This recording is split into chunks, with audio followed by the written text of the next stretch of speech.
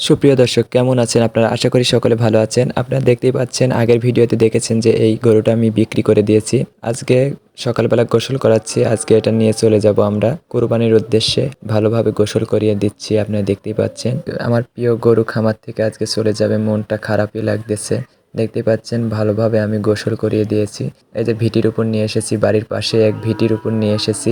এখানেই আল্লাহর নামে কুরবানি করে দেব। প্রিয় গরুটা চলে যাবে ভাবতেই কেমন লাগে, মনে খুবই কষ্ট হচ্ছে। আপনারা দেখতেই পাচ্ছেন প্রস্তুতি চলতেছে কুরবানির উদ্দেশ্যে।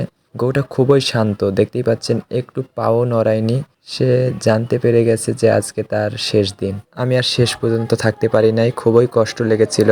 তাই পরবর্তীতে আমি আর ভিডিও বানাইনি। আমি চলে গেছিলাম যে এটা আমি সহ্য করতে পারবো না, তাই চলে গেছিলাম। আলহামদুলিল্লাহ নিজের প্রিয় জিনিসটা কুরবানি দিতে পেরেছি, এতে আমি খুবই খুশি হয়েছিলাম।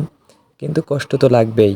যারা গরু পালন করেন তারা সকলেই জানেন নিজের প্রিয় জিনিস যখন চলে যায় খামার থেকে মনে তো কষ্ট লাগবেই। সুপ্রিয় দর্শক, আপনারা আরেকটি গরু পাশেই দেখতে পাচ্ছেন। এই যে আমার সাদা গরুর সঙ্গে একটা কালো গরু দেখতে পাচ্ছেন।